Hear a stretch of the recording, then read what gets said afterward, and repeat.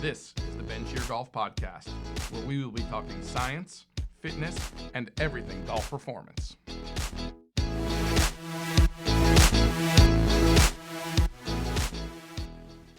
Does your swing style match your body? This is the biggest and most important question most people should ask themselves if they're trying to get better at golf, right? Let's start with this. You're not a tour player, right? Everybody wants to swing it like Tiger or Rory or any of these big name guys.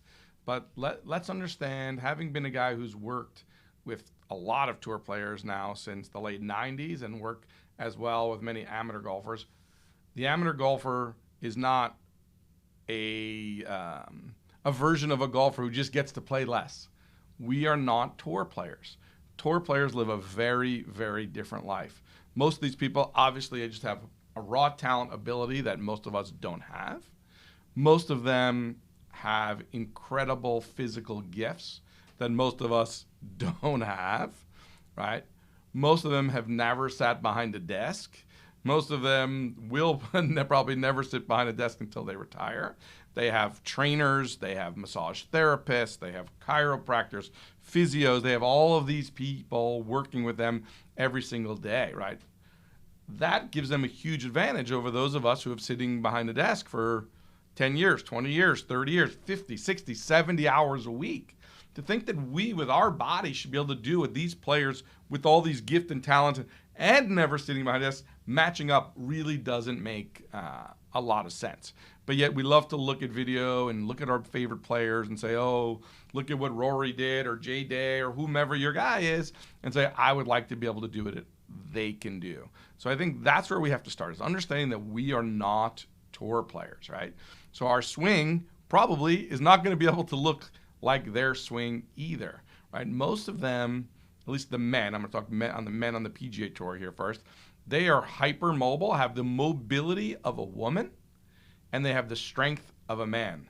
Most of us that have man strength, we have man flexibility also, which is usually not very good. So we need to understand that we don't have the same tool set that we're working with that they do. So first and foremost, we got to understand that we're not tour players, and then we got to understand that we have to kind of find a swing that really matches our body, right? Often people are going to get lessons, they're doing what they do, their coach is having them work on different things, they may be even referencing a tour player. But at the end of the day, you're out there, you're practicing, you kind of can get it, but not really. You're fighting your body, you're battling yourself, you're going through all of this work, and you're trying hard. You're spending your money on lessons. You're going to the range. You're doing all this work, but yet the results don't really come to the level that you think that they should for the investment both of finances and time. I'm going to say here right now, we've been doing this a long time, the biggest mistake you're making is you're not matching up your body and how it moves with your swing style. Most golf teachers, they have a preference for what they like the club to do. They want to see draws. They like the club flatter or more upright or the player more bent over. Whatever it is that they like, lots of people have preferences. It doesn't mean that that preference doesn't equal good golf shots. There's a lot of ways to create good geometry that allows for good golf shots, and most of the ones that a good teacher has will work. The question is not, is it good geometry or not? The question is it the right way to move and to create the geometry for you? That's what I'm talking about here, right? Because there's a lot of ways to get it done, we got to understand which one is the right one for you, right? So if I really thought about it, when I go into this process, if we look at the history of golf, I'm going to kind of in a backward way go back to tour players, but just to give an example, we've had some of the greatest teachers who have taught tour players and amateurs alike around the world. You look at a guy like a Jimmy Ballard. Jimmy Ballard taught what's called the swing connection theory. He taught a lot of lateral motion in the golf swing. We can think of guys like Rocco Mediate. We can think of guys like Hal Sutton, players like that. So he really liked a lot of lateral motion in the golf swing. Jimmy Ballard was kind of a super popular teacher for a very long time. Now lateral has become kind of out of vogue, shall we say. It's not cool to have lateral and move or slide or sway or whatever words you want to use. Now all of a sudden that's not cool, even though that was something that was actually kind of taught and encouraged for a very long time and worked well for a lot of players, right? So we have those type of players. Then you can look, what some people might call a front post player, stack and tilt player, Mac O'Grady, whatever the case may be, where you're kind of staying more on your front leg, you're rotating around your lead leg, and then you're kind of working your way up more. That became a popular super way to swing, right? Then we have the modern golf swing is where you're really centered and very rotary and just kind of keeping your hips really quiet and turning your shoulders a lot and getting that big X factor, right? So we have these really rotary swings, these lateral swings, these more vertical front posted swings. There's so much stuff out there, and the reality is they all can work. No one is better than the other. The question is, there's one that is better for you that might not be better for everyone, but it's finding the right one that matches you. So all swings have some combination of lateral motion, rotary motion, and vertical motion, right? The question is, how much of each do we have? So no swing is going to not have any one of those. The question is, do we emphasize having more lateral? Do we allow ourselves to have more rotary? Do we work on having more vertical, right? It seems like a simple concept, but when we look at the human body, so those of us in the training world, like myself, when you learn anatomy and you learn physiology and movement and all that stuff, we learn that we have 3 planes of motion. Just like we just said in the swing, those 3 main movements, the lateral, rotary, and vertical, we have 3 planes of motion. One we call the sagittal plane, which is kind of front and back and up and down. So we're going to call that the vertical part of the swing, the sagittal. Then we have what's called the frontal plane, or the side to side. We're going to call that lateral for the purpose of this discussion, right? And then we have the transverse, which is around. We're going to call that rotary for this. So again, sagittal is going to be our up and down for this, right? We're going to call vertical. Side to side or lateral, we're going to call lateral. And around or transverse plane, we're going to call rotary. So we have the lateral component, the rotary component, and the vertical component. And they actually happen in that order. You bump to if you're a right-handed golfer, should I say, you bump left, you turn, and then you go up. So it's always going to be in that order. At least if you're doing it properly, it's always going to be. Some people probably don't do it in that order. But that is really the most important part to understand, that all swings contain all 3 elements. It's how much of the elements do we want to add in before we're going to say that's too much for you, right? The modern golf swing, we love to watch tour players, the Jay Days, the Rory McIlroy, these guys who are just so centered, so rotary. They never move off the ball. We hear lots of things instruction now, keep your head down, do all this stuff, because some of these incredible athletes are able to do that.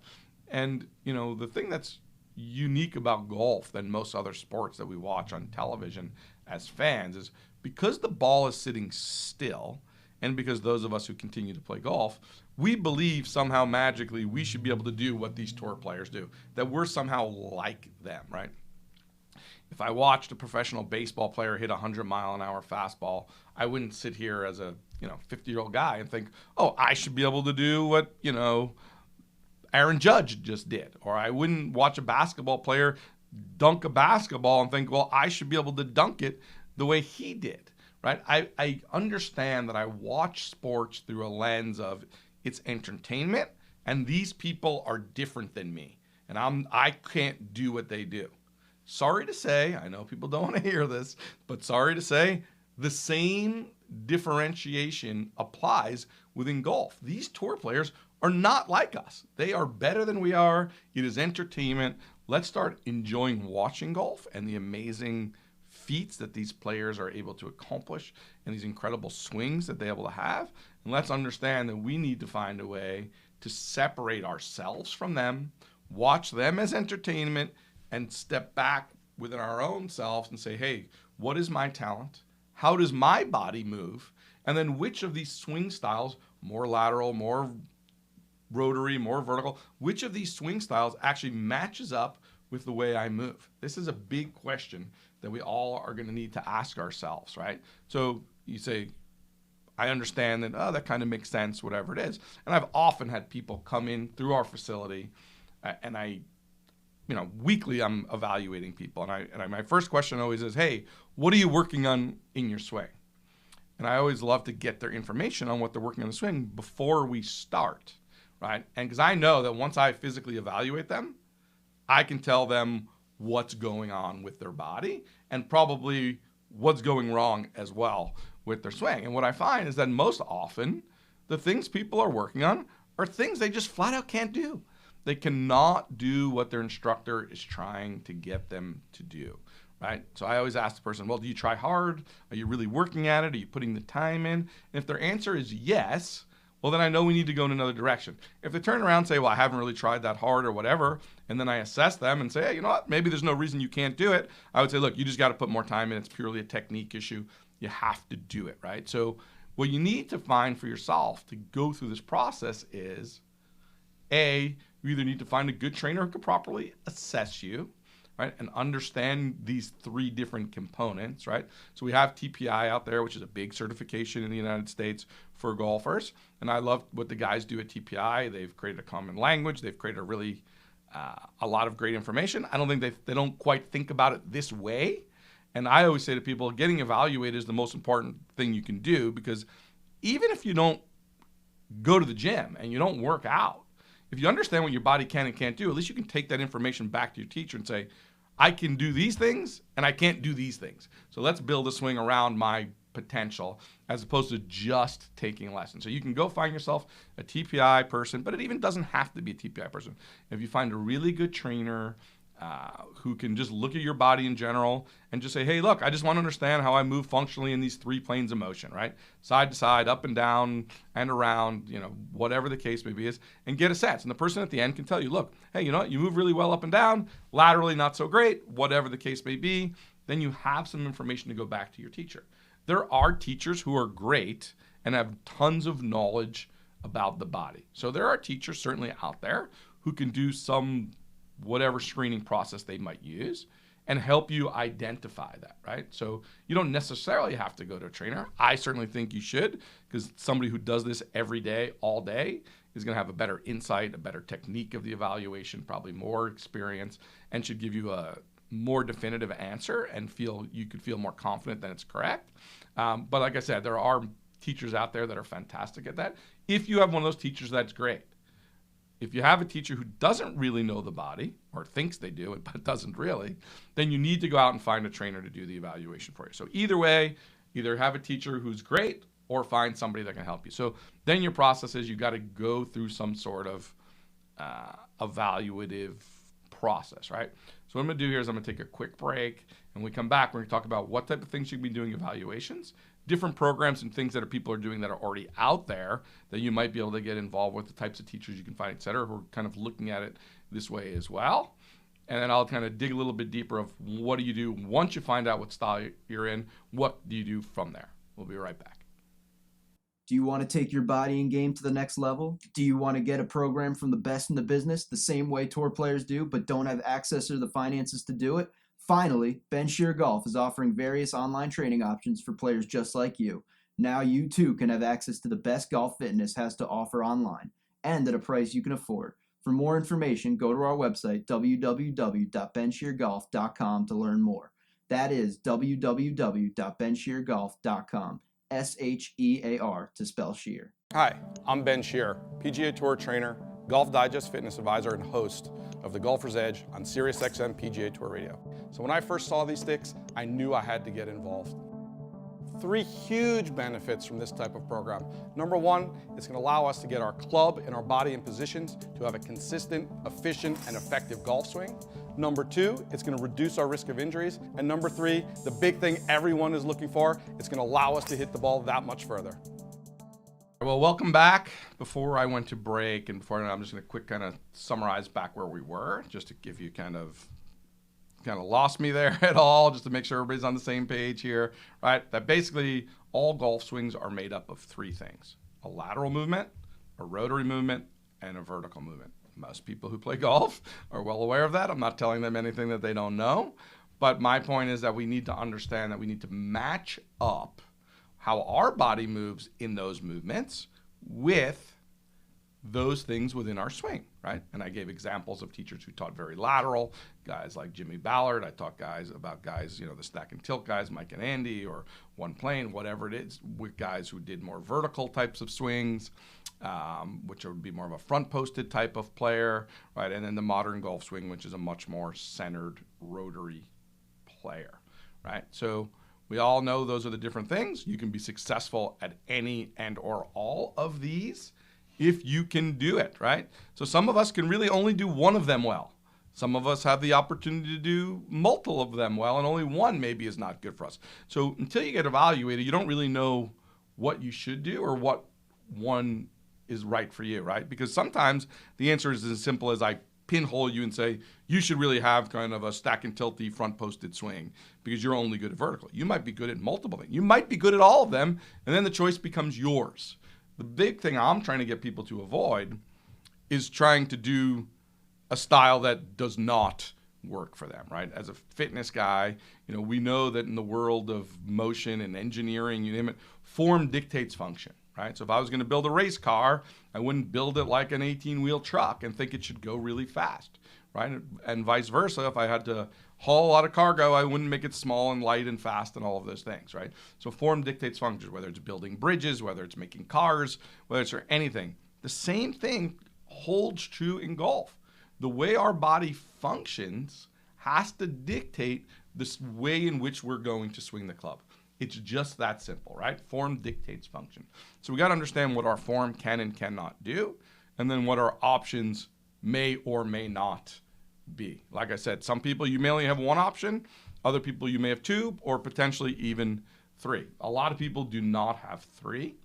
The interesting thing for me, having done this for a long time and continually doing it every day, is that what most people are being taught, and certainly over the last bunch of years, is the modern golf swing, the more centered, kind of don't move off the ball, really rotary type of golf swing, as what most people have been taught for the last bunch of years. And I'm going to say here right now, I'm going to go on record that physically, that is the least that I see. Most people are not very good in rotation.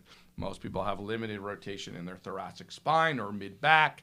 In golf, you might think about it as the ability to create your shoulder turn, however you want to think about that. And they also have mobility, hips in motion, in rotation, should I say, in their hips as well. So if we're lacking internal hip rotation and I'm lacking thoracic or shoulder turn ability, wow, it's going to be pretty hard for me to stay centered, stay in my posture, turn and rotate, and hit that ball, A, with speed, and B, consistently. So, I don't want to be the one to bust everyone's bubble, but what is being taught the most, I'm going to say of my experience, which is thousands and thousands of golfers in my facility where we have other trainers testing people, you name it, rotation or transverse plane motion or whatever you want to call it. In this example, we're calling them rotary players. Most amateurs, not tour players, most amateurs should not be centered in rotary. That being said, you should get an evaluation to determine if that's actually truthful for you or not. There's obviously outliers to all situations when we get involved with this kind of stuff. So what do I got to do? So number one is if you don't have a fitness person in your area, we're going to start with one of the options. There's a thing called BioSwing golf instructors. BioSwing Dynamics, which is actually a program by Hall of Fame golf instructor Mike Adams and E.A. Tischler. These guys actually teach a certification for golf professionals of how to do a golf assessment of their players. It's very golf specific.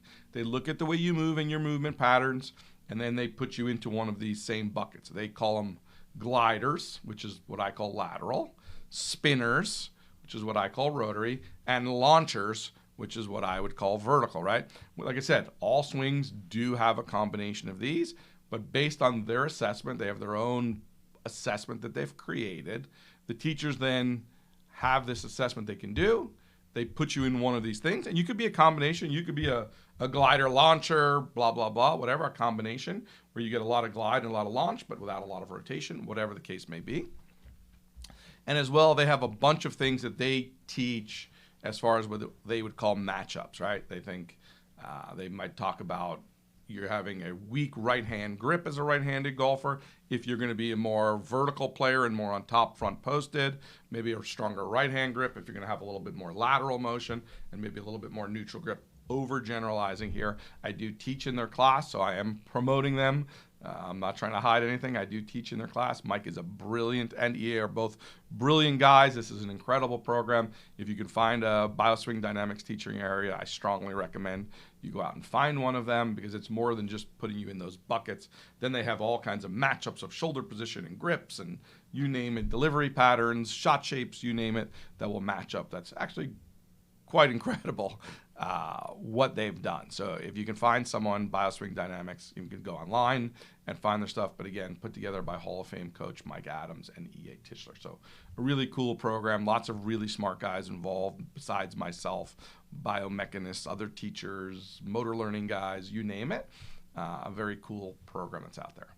So if you can't find one of those people, finding a gym and finding a trainer near you, everyone should have access to finding those things, right? Like I said, if you want to find a TPI person, you can go online. It's mytpi.com, and you can find someone who is certified near you. I don't think you need to do that. If you go to any good local gym and find, go out and try to find the best trainer that you can in your area and tell them, hey, look, I'm a golfer. I'm trying to understand what my body does well and doesn't do so well. Maybe you're interested in training, and so that would be a nice thing for them. Hey, maybe you could become a client of them. That would be a nice motivation as a trainer. Maybe you're not. Maybe say, hey, look, I'm going to be honest with you. I'm just looking to pay for an evaluation. I'm not really a workout guy, girl, whatever the case may be. But I still would like to know this so I can go back to my golf pro and talk about what I can do. In that evaluation, any movement you do, whether you do a squat, whether you do a lunge, whether you do a side bend, whether you do whatever, touch your toes, bend backward, you name it, any movement that we look at that any person can do is really happening in one of these planes of motion, right? Oh, if I do side bend, right? Well, that's a frontal plane motion. That's going to affect lateral in my golf swing. If I did a squat, that's up and down, right? We can start thinking about it. Oh, if they have me sit down and see how much I can turn, right? Well, that's transverse plane. That's rotary motion. They can check my hips, how they rotate. So you can look at any evaluation that you're doing, any movement at all, and say, wow, was that motion looking at my ability to go up and down? Was it looking at my ability to move side to side? Was it looking at my ability to turn and rotate? It's definitely doing one of those things. And whether the person evaluating you is a golf expert or not, you can just step back and say, okay, look, I can in my mind go, okay, oh, the up and down ones, I'm pretty good with those. The rotation ones, not so much. The lateral one's pretty good, whatever the outcome might be, right? So it doesn't have to be this golf-specific, overly golfy evaluation, because any human motion is happening in one of these planes of motion. And if you're aware of which ones you do well and which ones you don't, then you can start helping yourself, right? And that's an easy way to start thinking about this. It's a really, really simple way for you to start thinking about how you can identify what you do with your body, right? So, okay, fine. So I go in, I've either gone to, I've gone to this trainer, I found someone by my house, I've got my evaluation. Now I got to go back to my golf pro. So one of two things are going to happen when you go back to your golf pro. Either you have a really good golf pro who's going to say, that makes some sense, right? Oh, that's great to know, because now that I know what your body can and can't do, I can help you better with your swing. Oh, we're going to add some more lateral or remove more lateral or whatever, right? And the golf pro should be able to much easier get you on a path to doing something that you can do easily, make it much more repeatable, and hopefully lower your risk of injury, right? The more you're fighting your body and you're doing a swing that your body movements don't really match well up with, the more stress and tension you're putting into your swing, which A, increases your risk of injury, and B, obviously makes it harder to be repeatable, and odds are you're not going to be a very good golfer doing something that your body doesn't do well, right? So option A is you go back to your pro, he totally gets it, he builds you a swing, awesome, you're on your way.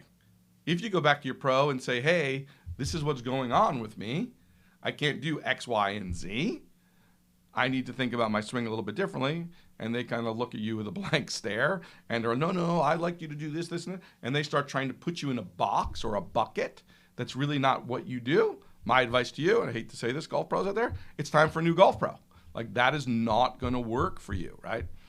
And then your last option is, are you willing to go to the gym and start trying to make physical changes if you want to really do what that pro wants to do? If you're like, oh, he was teaching me this, I love it, I really want to do that. Okay, that's your choice. But then you got to decide, how much work is that going to take in the gym? How much time do you have to give to it? Are you going to be still sitting behind your desk 50, 60 hours a week and going to the gym an hour a week or an hour or two a week? I'm going to say, if you're going to the gym 2 hours a week, 3 hours a week, and sitting behind a desk for 60, odds are you're not going to really you might improve for sure and make it better, but the odds of you, quote unquote, being better to the point of that's how you move well and you're going to play great golf with that, I'm going to say, no way, not going to happen. And look, that's not great about, it's my profession, it's what we do, but I also don't try to tell people, hey, if you come see me twice a week, but you're sitting behind a desk for 60 hours and this is all you're doing, I can magically cure you, because that would be a lie, right? So I try to be honest with people, and I want them to enjoy golf. I want the game to grow. I want people to play pain-free. I want them to be able to hit the ball better. I want them to be able to do all these things. So you really, at the end of the day, have a couple choices. Find your bioswing dynamics teacher, A. B, get your physical evaluation from a local trainer. Then taking that information back to your pro, having them say, hey, great, and then modify what you've been working on to match that up for you. And or C, say, I'm going to go to the gym and I'm going to try to make these changes. Or I should say there's a D, which is a combination of, hey, I'm going to go to the gym and improve a bit, but let's also still just use what my body does well naturally in the state I'm in, and then we can kind of constantly adjust as we go if we need to.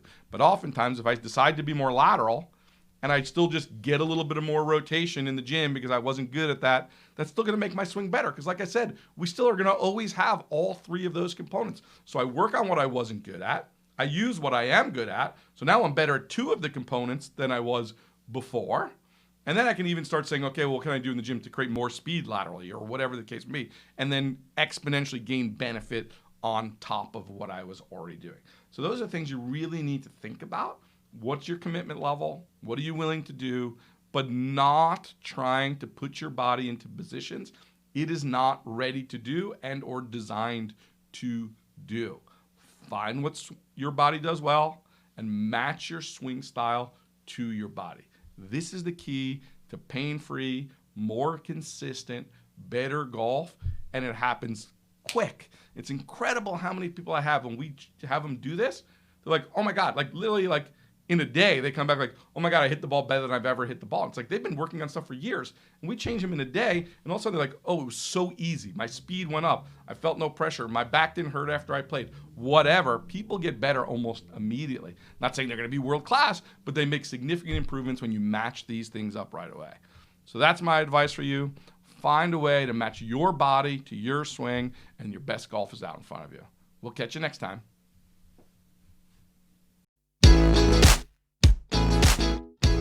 Thanks for listening. Please give us a follow on social and check out our website at www.bensheargolf.com for all of our programs and products. Also, be on the lookout for our next episode as we continue to discuss the best of everything golf.